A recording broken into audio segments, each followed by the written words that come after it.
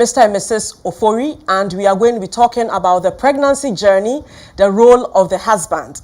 My name is Edinam Ejesika, and I'll be your host. Remember, we are live on Facebook and YouTube, Trinity United Church. We would love to hear from you. So go ahead and send in your questions, your comments, and let's have a wonderful time this evening. Welcome, Mr. and Mrs. Ofori. So let's talk about. Good. Thank you very much. So today's topic is very interesting, and I'd like us to delve into it. So I'll start with Martha. We are talking about the pregnancy journey and the role of the husband. So let us know your first pregnancy. How did you find out you're pregnant? Okay, so this was some 6 years ago. Okay.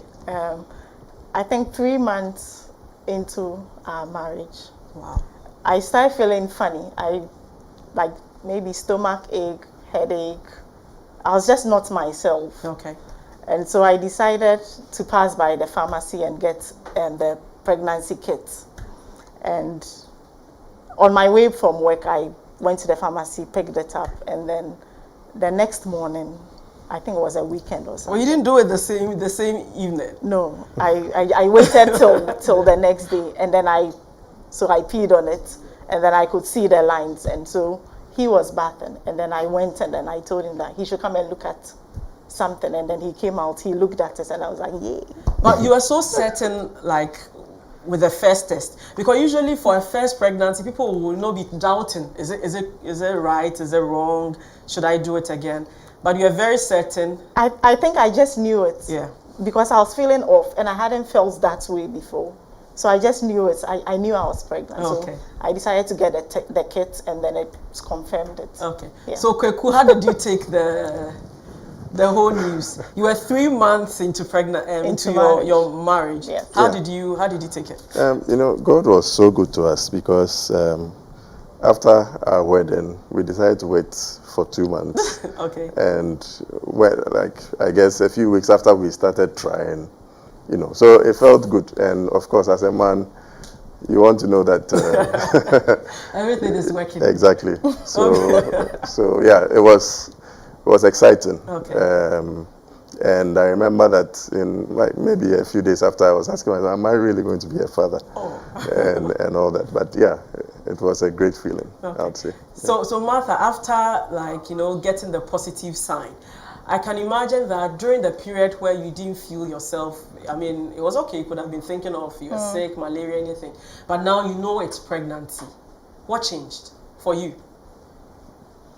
I don't know. I was just waiting in expectation. There was a lot of excitement. Okay. I was happy with what was about to happen with me and all that. So praying and excited for what was about to be. Okay. So I think that's what it was. Okay, so Yeah. so Kweku, for a first-time dad and first time, being with probably your woman who is pregnant, and then she tells you now everything is positive. She's pregnant. What changed for you? Did you start looking at her differently? What happened?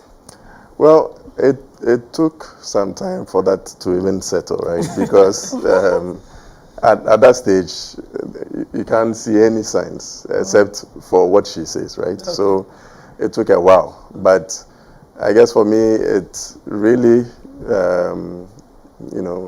I came to myself when we started, the hospital visit, because after that test, the pregnancy kit, we had to actually go to the hospital to get it confirmed. We got it confirmed.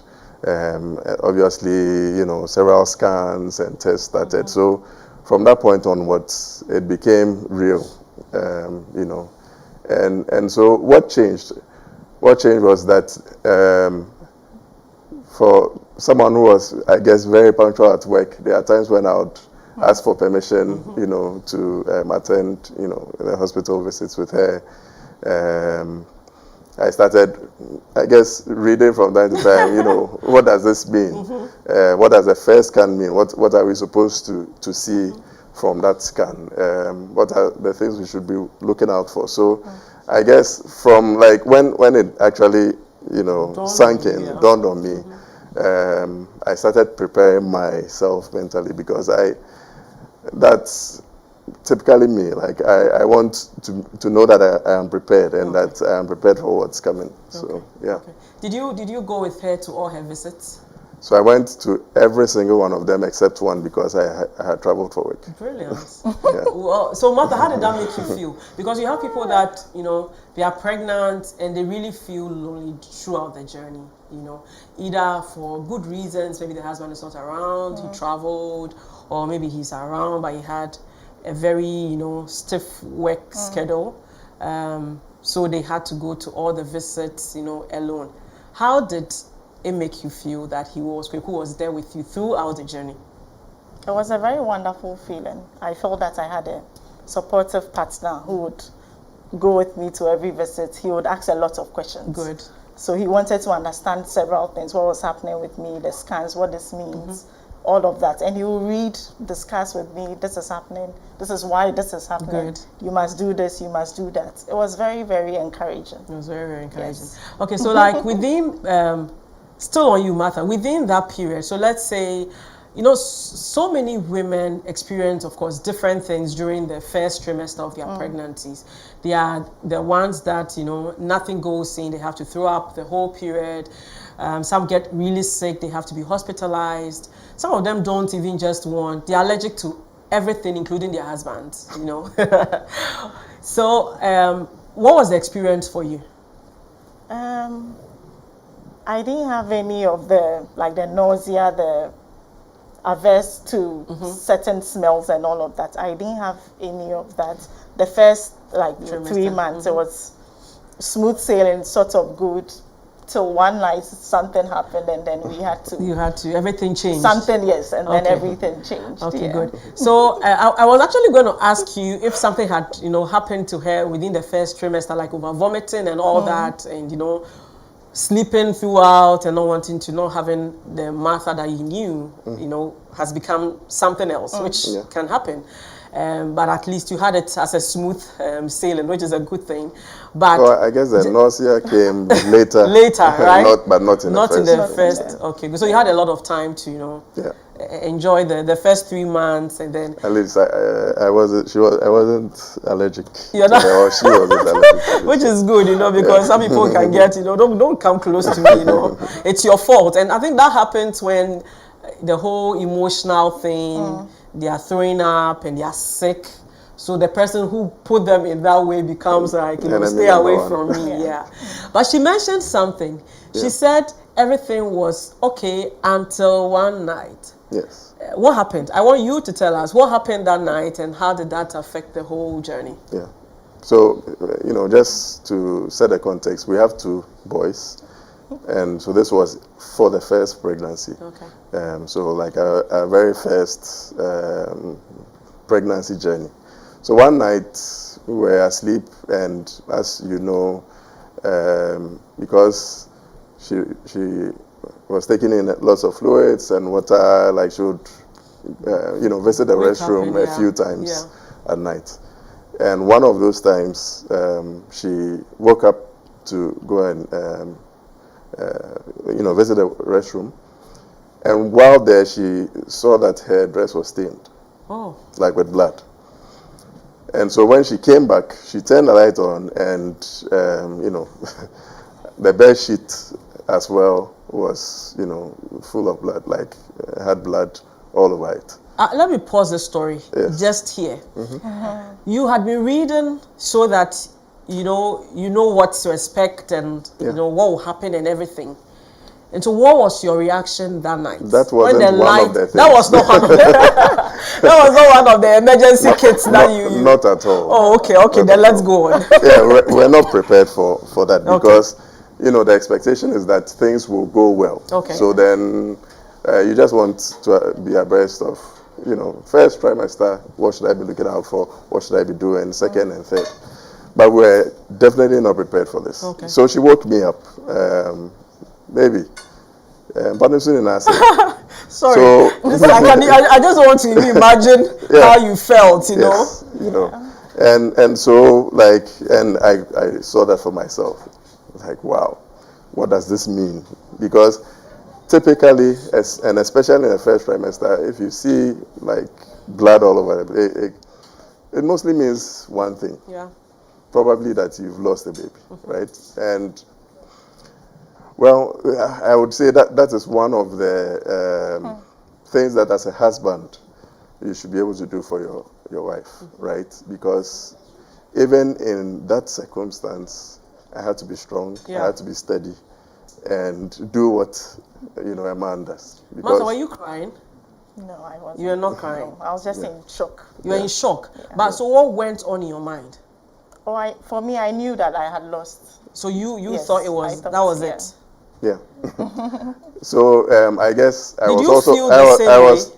thinking that, but I was also You praying needed to be, against yes, it. you had to be positive Yes, for I had her. to be, exactly. So naturally, and this was around 3 a.m. We got into the car, and I went to the hospital. At that time, we were seeing the gynae at Nyaho, so we drove to Nyaho. And when we got there, the doctor we saw mentioned that the name for it is attempted abortion. Yeah. Right? What does that even mean? But at that hour of the day, we couldn't take the scan at Nyaho. So they gave us directions to another facility, which ran for 24 hours, right? And again, you can imagine all the driving around with this, at the back of your mind, what has happened, what is this, right? So we went to that facility as well and had a scan. And by God's grace, the pregnancy was intact. Good. Service intact, everything was intact. Good. So, well, as you can imagine, we prayed and thanked God for that. But it was some experience. Good. But it didn't end there. It didn't end there. Okay, so once you went through this phase where you thought, did she need to be in the hospital, or you just had to go home? So after that, after we got the scan done and confirmed that the pregnancy was intact, we had to go and see the gynecologist or obstetrics or obstetrician and gynecologist the next or in the morning, right, to follow up on that. And so they conducted another scan just to confirm what we brought. And the obstetrician, explained what may have happened, right? It had to do with some hormonal imbalance and, things of that. Strange stories. Of course, we didn't fully understand that, but we were also grateful to God that the pregnancy was intact. That's and we had a similar experience 6 months into the pregnancy. Oh, so this was just when you crossed the first trimester. Exactly, yeah. And then 6 months time. Exactly. But by the 6th month, I'm sure with this experience, or it didn't feel... Well, really, if you see blood on bed sheets. That's a scary... after that, maybe I should have mentioned this, we had to have more regular visits to the hospital, because the pregnancy had to be tracked a bit more closely. We were given some drugs and also some treatment with water and salt and a number of things that some regimen we had to follow to give the pregnancy the best chance of making it, because at that time they were treating it as, a high risk. A high risk pregnancy. So I guess when it started, we were seeing a gynae every week. Wow. And then when things became stable, every other week, and then every month after that, we went essentially almost back to the normal schedule. But you work full time. Yeah. Okay. So how did that affect you? Because I know that you would have been accompanying her all this while. Yeah. Well. Did that affect your work?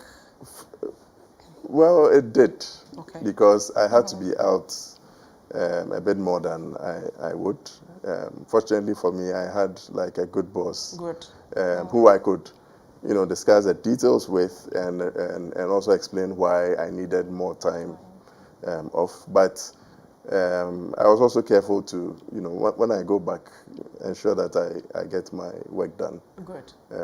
So that, I can keep the job. Okay. Yeah. So as a Christian husband, you are the spiritual head of the home. Yeah. So I've heard what happened, but how did you, you know, I don't know if I should put it like spiritually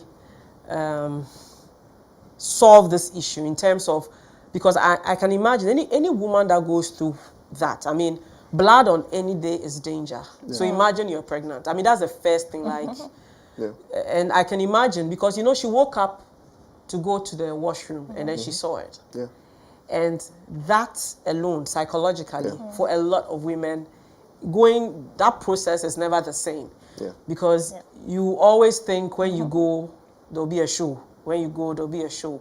So how did you help her emotionally and also spiritually to be able to, you know, get back, have the confidence and faith in God that this journey will go till the end? Yeah. First off, even right from the beginning, every single day, I would lay hands on her tummy and pray morning and evening, every single day. As long as even when I was away, you know, these days, it's you easier. know, with technology, you can do that, not with the direct laying of hands, but at least praying together. So we pray together a lot.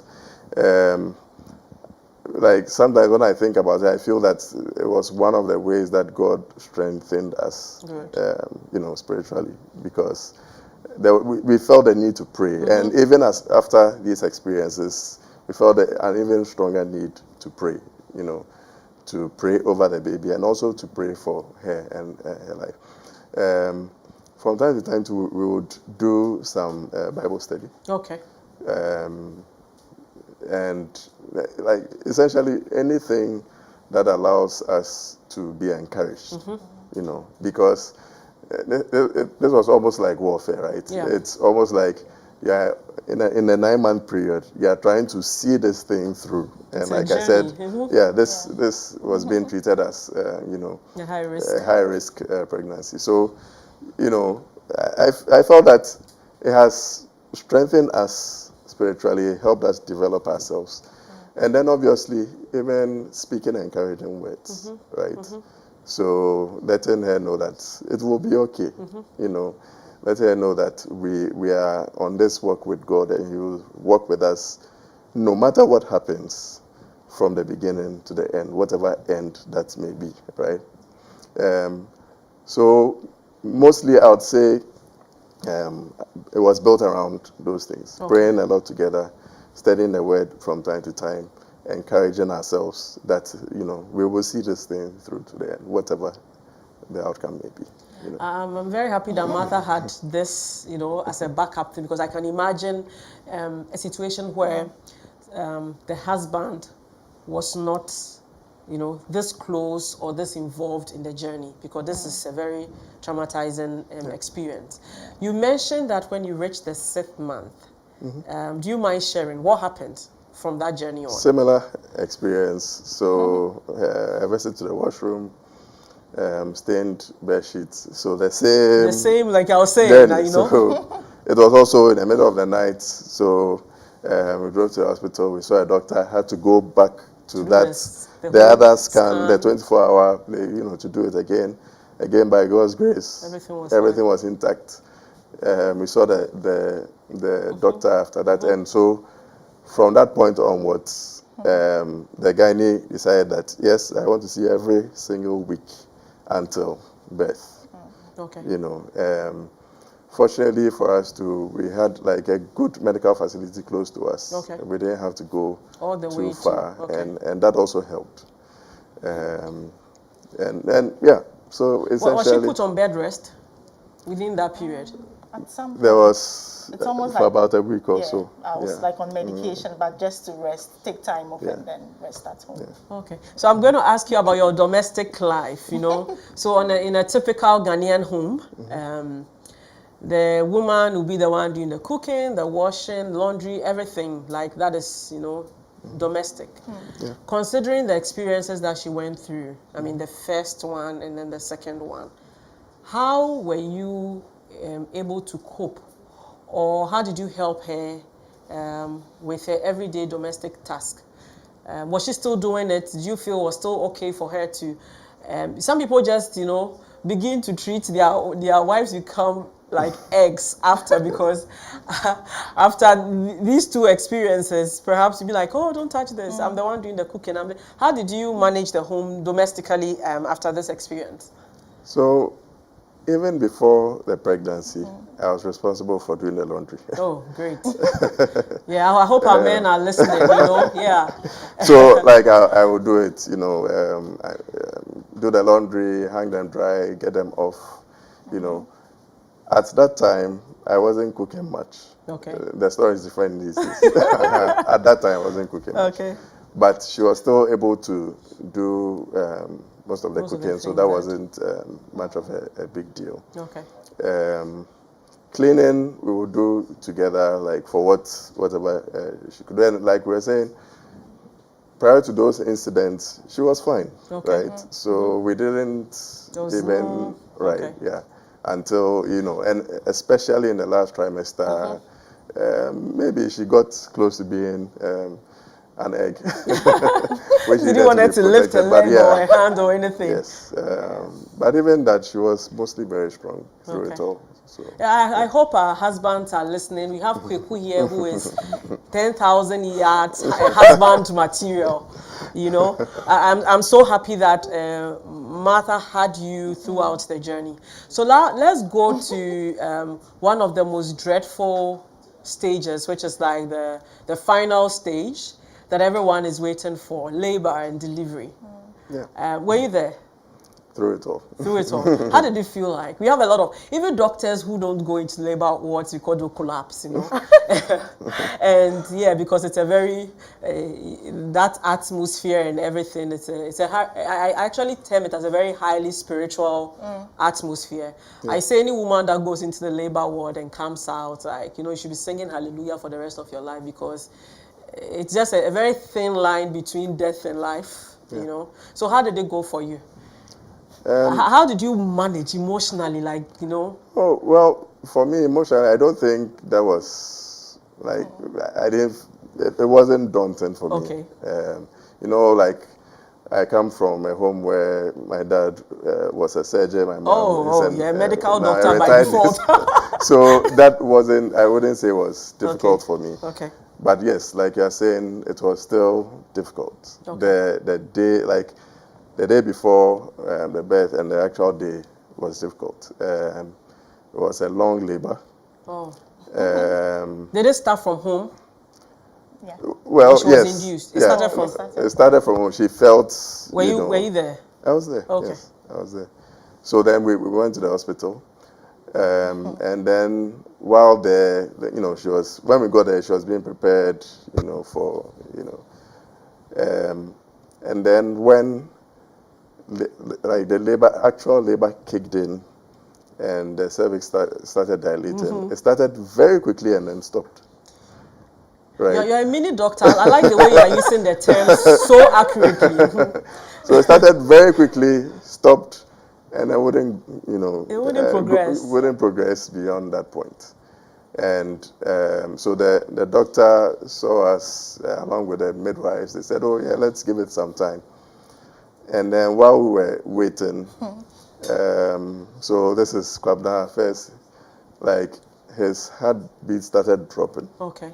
So they had to come in and do some maneuver. They came, lifted Martha, turned her around, and then that somehow resolved. Were you standing in the... I was there through it. What were you doing? What was going on in your mind? I was praying. You're praying, good. I was praying, and I won't pretend that it wasn't a difficult moment, right? It was difficult, seeing her in that state, and then also, for example, when the heartbeat started dropping, what does that mean? What could come out of that? It wasn't easy at all, but yeah, I was praying through it all, and then eventually, the doctor came to see her again. Of course, the dilation was no longer progressing, and so they had to take out the baby. Take a decision to Did they ask you, or they just took a medical decision? No, sometimes they would. So the doctor spoke to me. Okay. Yeah, the doctor explained what was happening, and I said, for me, I want her to be fine, and then the baby as well. So whatever needs to be done, I'm fine. Like I trust their counsel, you know. And so again, they had to prepare her, and then we went into the theater. So they had, like, let's say if I was sitting here, Okay. Martha was laid this way, and then they had covered because it was supposed to be sterile. Yeah. But I could speak to her Okay. through it all, so I could encourage her, hold her hand if I had to, and all. So I was there till Governor came out. Handsome guy, you know, started crying and all. Yeah, it was all worth it. Yeah, it was. Beautiful. It was. I mean, this is a very beautiful journey, and once again, people probably just underestimate the importance of having a supportive, partner throughout this journey. So imagine a situation like you were there. Imagine she was there alone. You know, so I am very happy that you've shared this story, and I want to ask this question: within this period, because you were married, so you got pregnant the 3rd month of your marriage, okay, and I'm sure you were dating before that. Do you think this experience affected you? I mean, both negatively, positively as a couple in terms of your communication? How did it? What changed? Well, it did affect us, right? Because, like you said, getting pregnant 3 months into your marriage, even though like that's what we wanted, our lives were transformed. Obviously, with the complications that we had to deal with as well, I think that brought us closer because we had to be strong together, right? We had to do lots of things together, with, like all these visits to like the doctors and other things. I think it brought us together. Definitely, after birth, our lives were completely upended, right? Yeah. You know, so now, There. yeah, you have a baby in the house. You have to be able to help out, and you know, change diapers and all that, and yeah. So it did change us. I would say for communication specifically, it improved it somewhat. There were obviously also some challenges because we're still figuring it all out, right? So,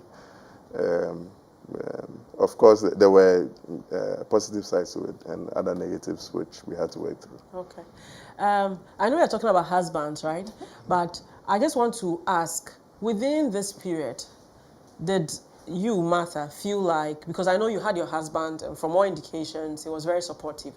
Did you at any time within that period want to go back to mommy or daddy? Like go back home? Oh, no. No, not go back home in the, you know what I mean? Yeah. Probably wants A motherly or something family, you know. So definitely. Did you our feel he family- was capable of, you know, taking care of you within that period? Yes, my sisters, my mom, everyone was around. His mom, his sisters, everyone was supportive anyway. But I didn't feel the need to go and stay with my mom or anything because he was supporting I wouldn't have me allowed throughout. You wouldn't have. You wouldn't. They had just given you the woman 3 months time. You wouldn't have allowed it. Not at all. That's nice. Okay, I know you have a second child, right? Yeah. Yes. Okay. So how did you know? Let's say the first one was your internship period. You know. Yeah. So let's take it as the first year where you had all the. How different was it the second time? Were you now like a professional, you know, at it, you know, things that would have made you panic? And to you, Martha, were you with, you know, what happened the first time? Were you still in panic mode thinking, is this going to repeat? Like, how was the second time? So even today, talking about it and reliving it, this is 6 years ago, it still brings me a lot of trauma. And so even going into the second one, I had a lot of fears. And he knew about it. We discussed it a lot. I was really traumatized with the whole experience. So even moving forward, I was like, I don't want to have this experience again. And it's something that we really had to deal with. A lot of prayer. I had to do therapy as well. Because I knew it was very traumatic for me. And going into another pregnancy, I was always afraid. So we did talk about it. We prayed a lot during that period. And something that he would say that has stuck with me throughout entire process is that it will end in praise. Amen. So every time we have challenges, even going into the second pregnancy, there are times I wake up and I'm always looking on the bed to see if there's something. And then I always try to remember and encourage myself that it will end in praise. Everything will be fine. And thankfully, the second one, there were no issues at all. Smooth sailing. Did it's you all still good. continue the hospital visits with her? Every single one of them. Every single one of them. Every single one of them. Very good. So would you say that being a Christian, like, you know, first of all, being a Christian probably helped a lot through this journey? You as a husband, because this is a new thing, you know, nobody prepares anyone for pregnancy, and each pregnancy is different. Clearly, as you can see, the first and second experiences were different. So do you think that your faith in God, or you as a Christian, affected or impacted the way you supported your wife throughout the journey? Yeah, 100%. I mean, I think that even apart from the examples that you know, I had, you know, from my father, uncles and other things, there are lots of great examples of fathers who care, are hands-on, even in this church. And I didn't want to be any less than that.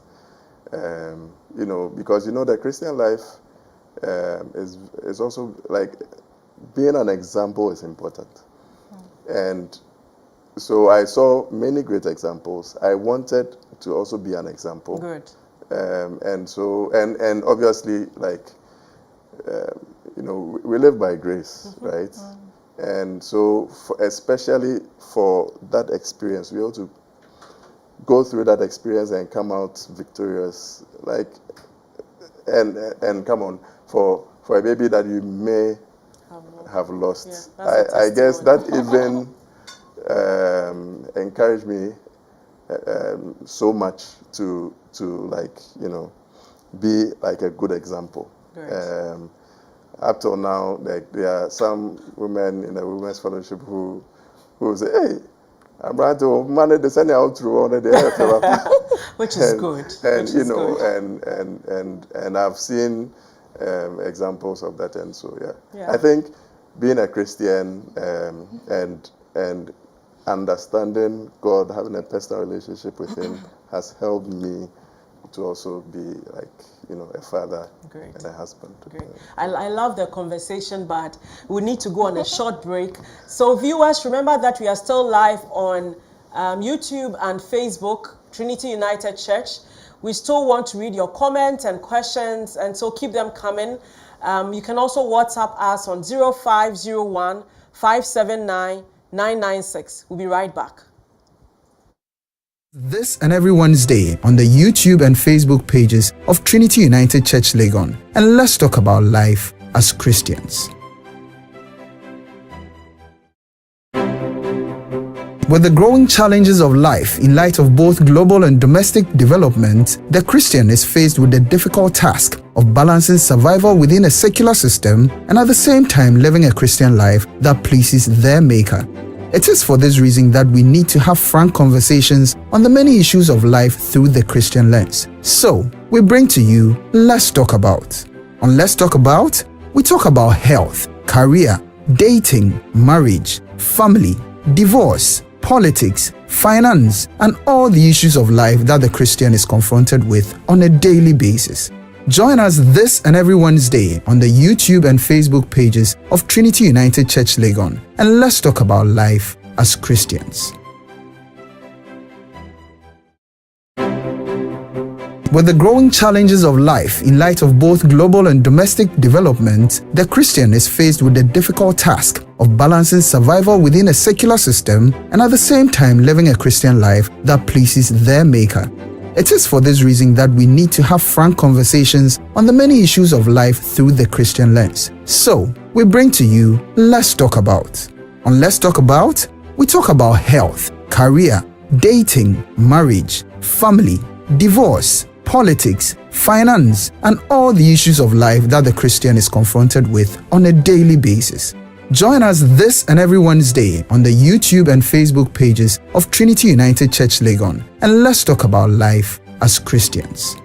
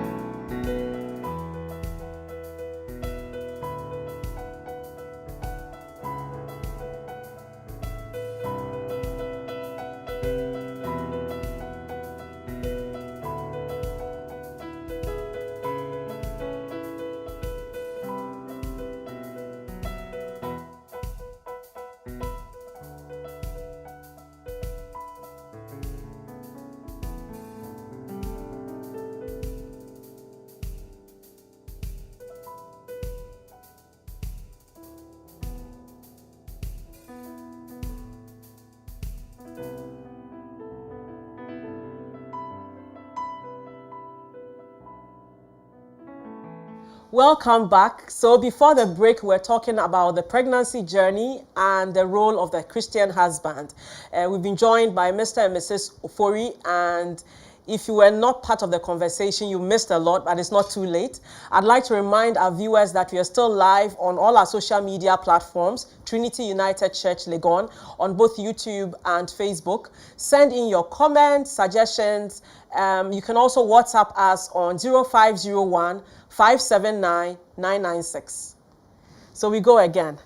Martha, once again, I'm very happy for you that you had such a supportive husband throughout the journey.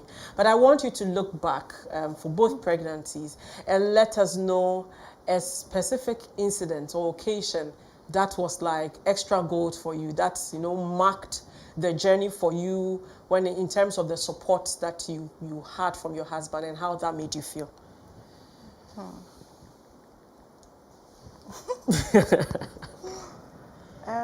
I think it's just mostly the encouragement I got, and just knowing that you had someone behind you, like solidly behind you. Okay.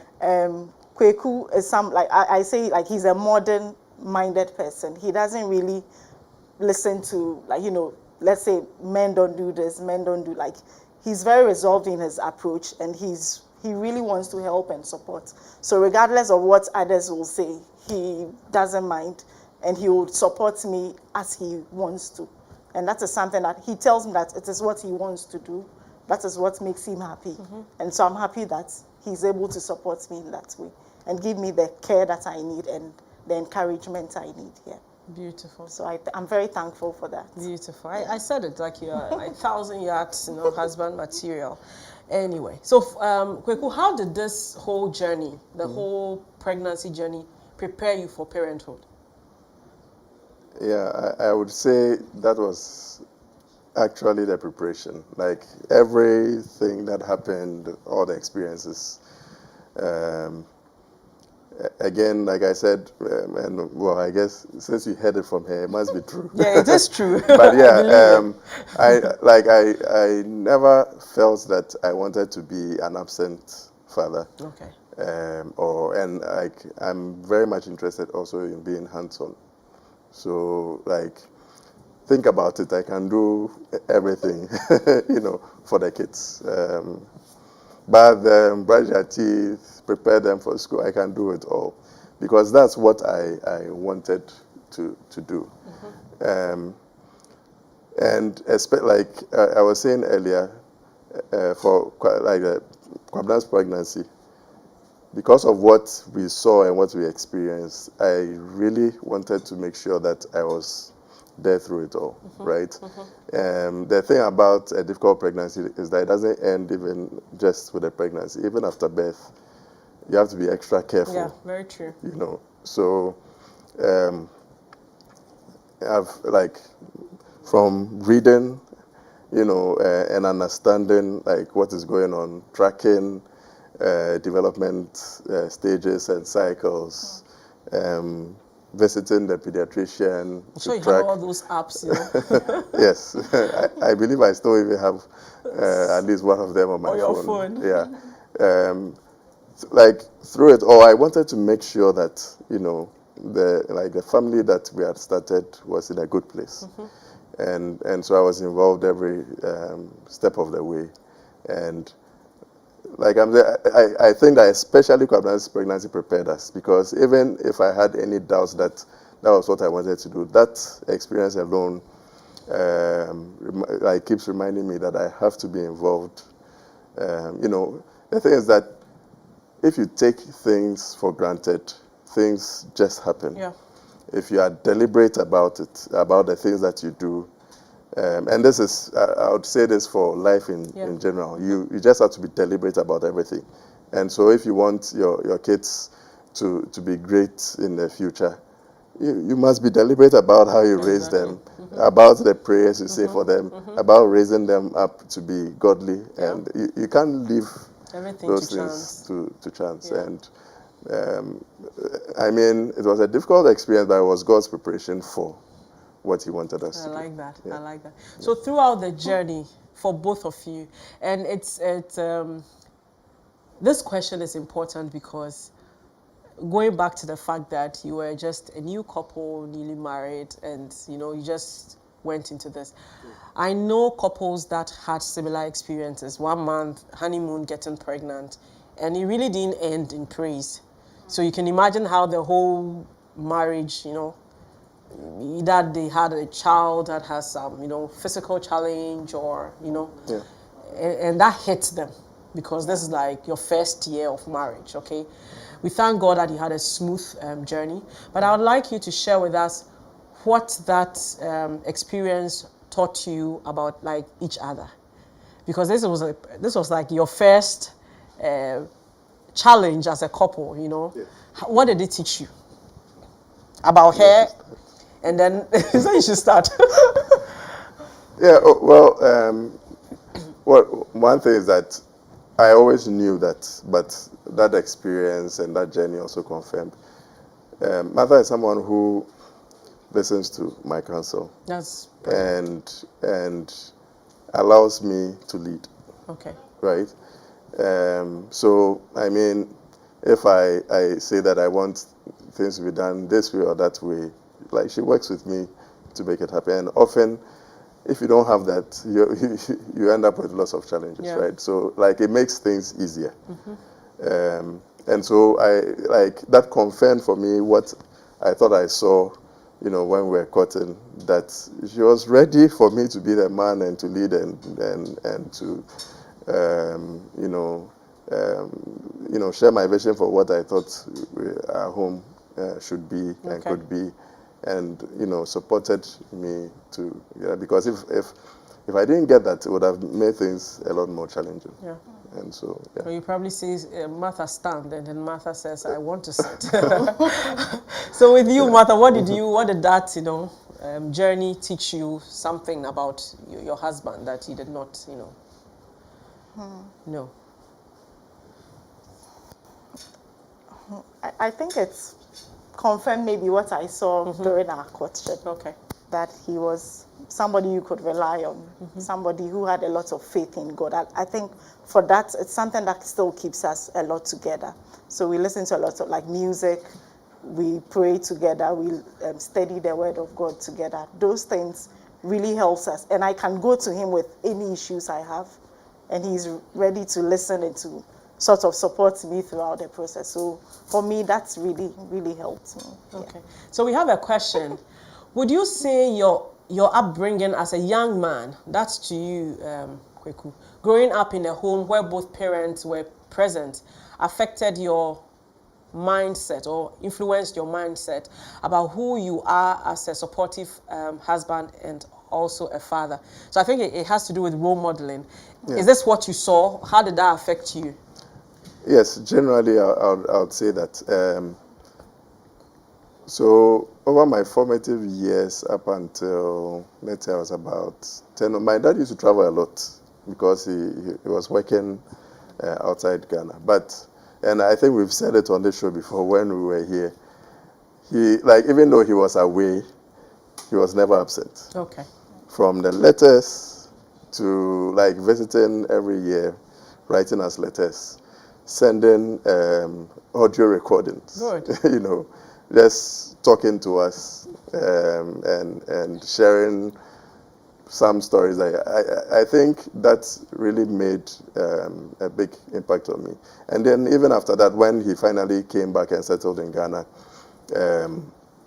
my dad, he's one of those people who never go anywhere, right? He's always at home with you. So as soon as you close from work, he will come and pick you himself. He will drop you. He will come and pick you himself. He will, work through your homework with you. He will even give you additional exercises. He was there, the whole time. Good. And so I definitely believe that impacted me and helped me shape that kind of mindset that I wanted also to be there for my kids and available to help guide them as they grow up. So yes. Great. I agree. So we have another question from Enoch. Before the onset of pregnancy, is there any way young husbands can prepare to support their partners for the pregnancy journey and also after childbirth? I think you mentioned it when you were speaking, but I think you should reiterate it for those who do not. Fortunately, we live in a world where information and knowledge abounds, right? There are lots of resources online. These days, even with, as we say, generative AI applications, it's even easier. Yeah. You just need to ask a question. AI, I want to know how to become a good father. So I think knowledge abounds, and even understanding the pregnancy journey, even right from conception through pregnancy till childbirth, and then there's so much knowledge that if anyone pretends that it's not out there, I would be very surprised, right? And then obviously as Christians too, you need to be like a steady Christian. As a young husband, what is your relationship with God, right? Do you have a personal relationship with him? Do you speak to him on a daily basis? Do you study his word? Do you understand it yourself? Because when the trying times come, it is those things that you've learned and understand and imbibed that will take you through, And so as a young Christian husband, that is one very important area that I think that we need to be strong in. Let's develop a personal relationship with God. Let us study the Bible for ourselves. Let us know the Word for ourselves, so that when trying times come, we can also use the Word of God in our prayer to speak against a situation, to make declarations. It all comes from how strongly built you are on the Word of God. And I think, yeah. Okay. So just a question. There are a lot of circumstances, a lot of stories that we've all heard, and I'm sure you may have heard some of these stories of young, a young couple, and we are talking about the men who are not present during the whole pregnancy period. What do you think from your experience? Okay, I like the fact that you mentioned that your wife allows you to lead, and I want to know if you've ever heard or know why some of these young men, the ones that do the opposite of what you've just narrated, what causes this? What do you think, in your opinion, makes them do this? That's a good question. There are many things that can bring challenges to a marriage. The example I gave of Martha is one of them, because you see, men are, we want to at least feel or get a sense from our wife that they want us to lead. Mm-hmm. And when we don't get that, we call into our shell, or just try to be absent because we cannot face that reality. Right? That you are not in charge. Exactly. Not even being in charge, but you see, sometimes you just need to get from your wife or your partner that they trust in your ability to lead, make decisions and other things, right? Mm-hmm. And so when you miss that, for a man it can be very, very challenging, because then it feels like, well, the one who I'm supposed to be working with doesn't even trust me. So it really hurts your confidence. It hurts, That could be one of the reasons. Obviously, it still comes back to what kind of relationship you have with God, right? Because if you are strongly rooted as a Christian in the Word of God, you will be convicted by the Holy Spirit of the need to be there. That's what I think. And then additionally, friends, peer pressures and other things, which makes it important to also have the right people around you, because if you have other couples or other friends who are at home and are not waiting for you, maybe to hang out with you in a place, then obviously, because if that opportunity exists, you will go and hang out to the detriment of your wife and kids or your home. But if you have like-minded people, or you surround yourself with like-minded people who are also who believe in the family and believe that families grow together and can be better together, you may stray, from the home. Okay. Those are a few things that come to mind. So we have a question from Agalik. Indeed, Kweku has proven beyond all reasonable doubt that all men are not the same, as most women perceive it to be. Kweku, you do all. When I grow up, I want to be like you. Yes. Kweku, today, dear, we are giving you 1,000 yards husband material. Very well said. And then we have another comment from Nana Nete. He says, Kweku, Ayiko, God bless you plenty, plenty. So today, all the fans goes to you. And then we are hoping that all our viewers, the aspiring husbands and husbands who are already in the beginning of a pregnancy journey, if you're not treating your women well, you're not giving them all the necessary support, I think that this is your call to, duty. You started the journey together, you made the baby together, and so it's good. And the women need the support, and they never forget the support. Yes, so Kweku, today I've made you, speak. What advice would you give to other Christian husbands who are about to embark on the pregnancy journey with their wives? What advice would you give to them?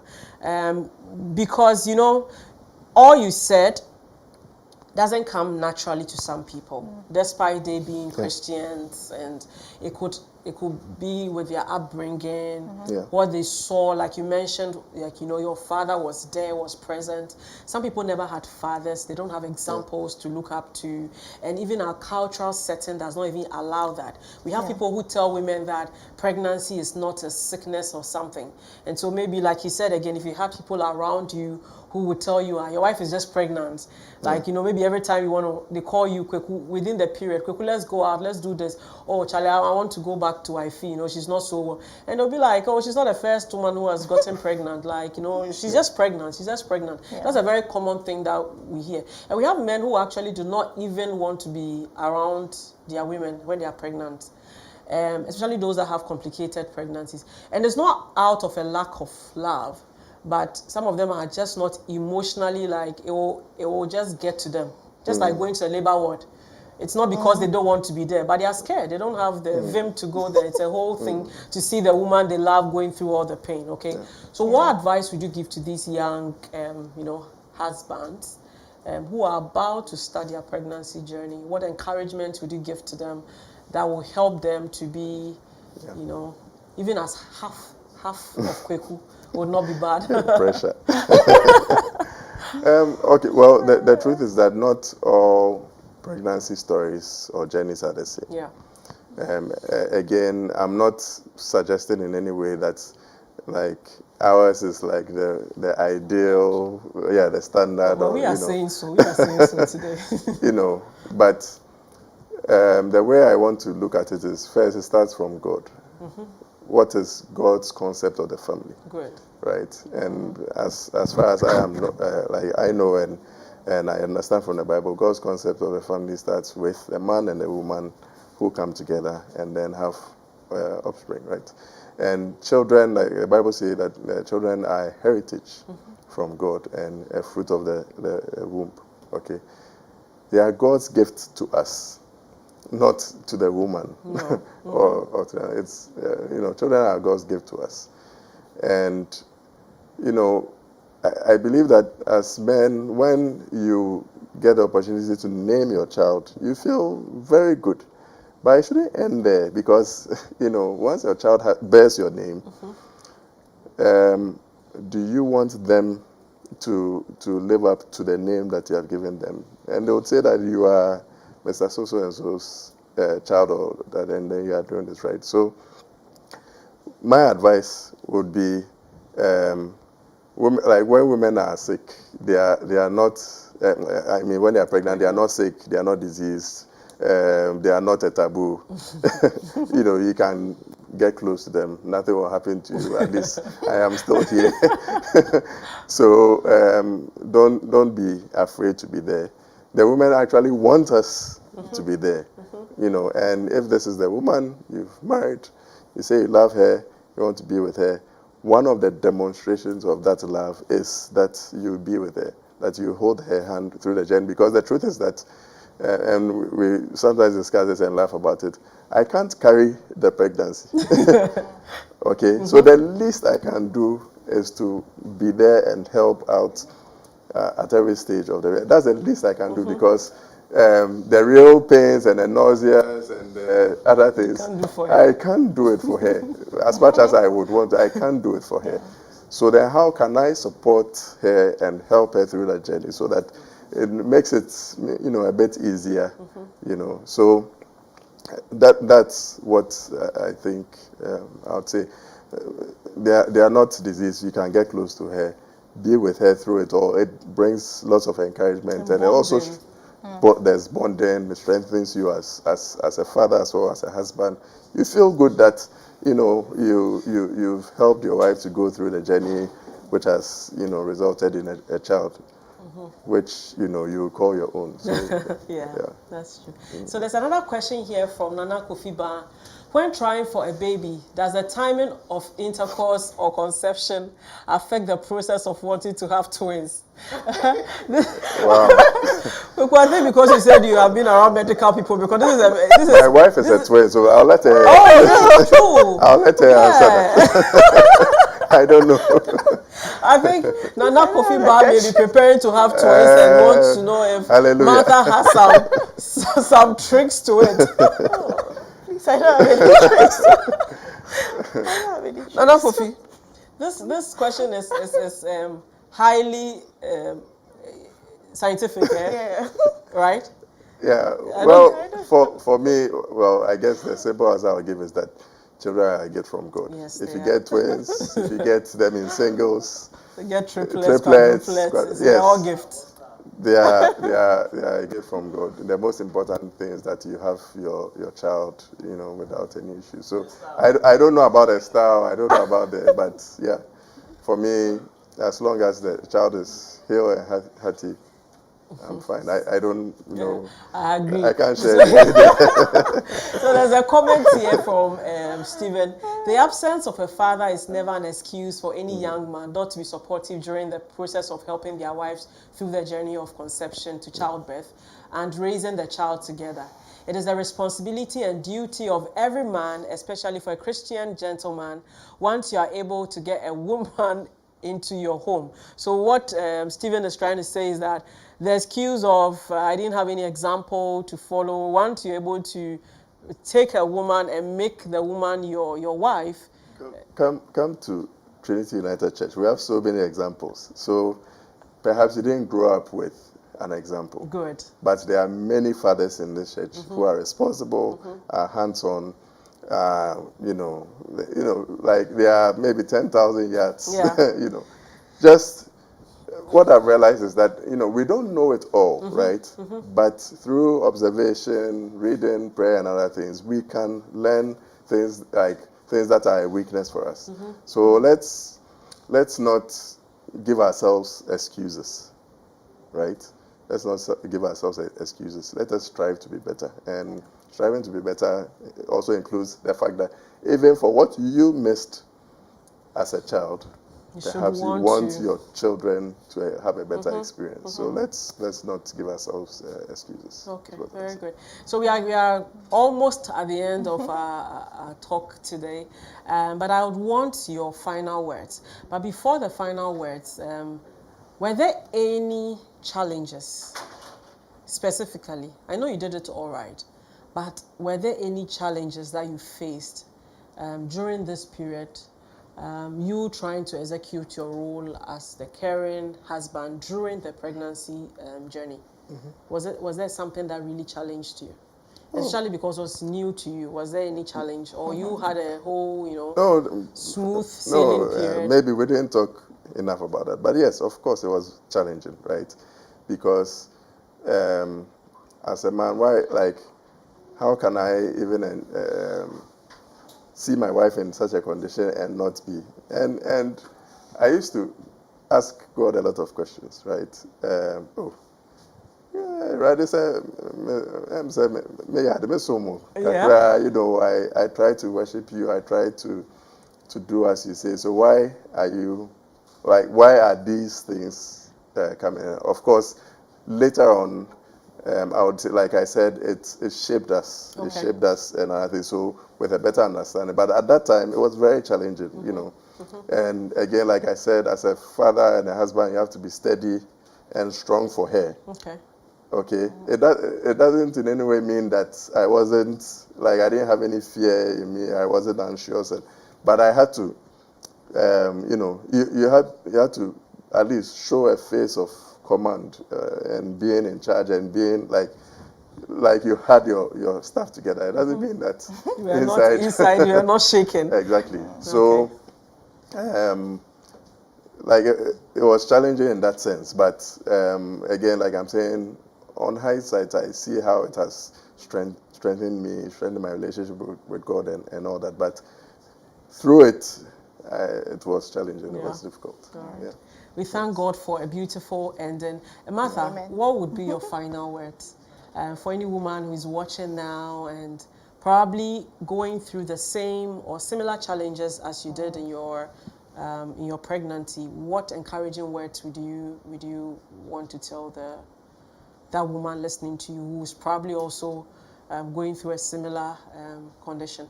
I think it's Total reliance on God. Good. At the end of it, and then having faith that it will be well. You if you have to go through it, you must, like, you will go through it. But the lesson is that you can come out. The journey may be very long, but you can come out of it victoriously. So I think remain faithful. Let your eyes be on God, and encourage yourself also, Good. and then also support your husband. Encourage yourself. I think it will help you a lot. Yeah. Thank you. So viewers, with that, we come to the end of today's edition of Let's Talk About. We had been talking about the pregnancy journey and the role of the Christian husband. We are grateful for Mr. and Mrs. Ofori for sharing their story, and we hope that it did encourage you. So see you same time next week on Let's Talk About. My name is Edinam Ejesika, and I've been your host for today.